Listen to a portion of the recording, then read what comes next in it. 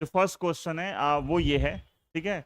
बोला है एक इलेक्ट्रिक करंट है स्ट्रेट वायर में पास हो रही है Q से P, और जो करंट है इस क्वेश्चन में लिखा हुआ है वो डिक्रीज कर रही है, करंट इज डिक्रीजिंग, ठीक है। और बोला है इसका यूज करके ये बताओ, ये जो ऊपर एक मेटालिक लूप है, इस मेटालिक लूप में जो करंट इंड्यूस होगी उसकी डायरेक्शन क्या होगी। बहुत आसान क्वेश्चन है, पेपर में आता है, आया हुआ पेपर के अंदर 5-6 क्वेश्चन है। आ, कई लोग अलग अलग तरीके से सिखाते हैं, तो मैं आपको एक जो तरीका है वो सिखा रहा हूँ, बहुत आसान सा है।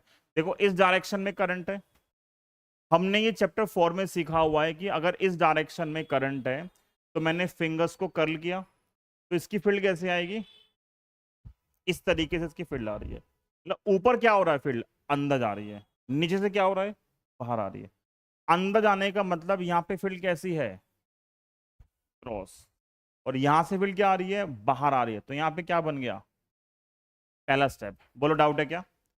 करंट इस डायरेक्शन में थी, तो थंब को इस डायरेक्शन में किया, फिंगर्स को कर्ल किया, फिंगर्स ऐसे कर्ल हो रही है, मतलब ऊपर की जो तरफ जो है वो फील्ड कहाँ जा रही है, अंदर की तरफ। यहां से कहां पे आ रही है, बाहर की तरफ। फील्ड लाइन ऐसे है, यहाँ से अंदर और यहाँ से बाहर।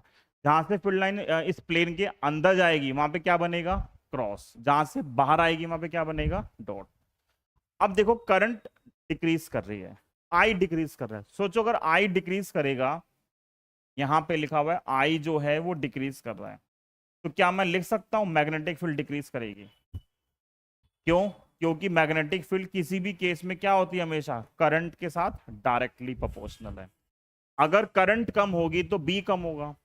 और फ्लक्स का फॉर्मूला क्या होता है, फ्लक्स का एक फॉर्मूला था मैग्नेटिक फील्ड इनटू एरिया, जैसे E इंटू ए था इलेक्ट्रिक फ्लक्स, बी इंटू ए क्या आ गया, मैग्नेटिक फ्लक्स। अब अगर बी कम होगा तो फ्लक्स भी क्या होगा, कम होगा। बी कम होगा तो क्या होगा, फ्लक्स कम होगा।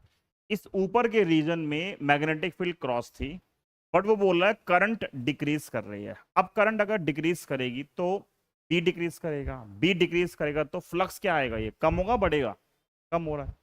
तो देखो इसका आंसर क्या आएगा, सीधा आंसर वो जो हमने लिखा है शॉर्ट में कि करंट डिक्रीज कर रही है, इसका मतलब जो मैग्नेटिक फील्ड है क्रॉस फॉर्म में वो क्या कर रही है, डिक्रीज कर रही है। तो फ्लक्स क्या करेगा, डिक्रीज कर रहा है।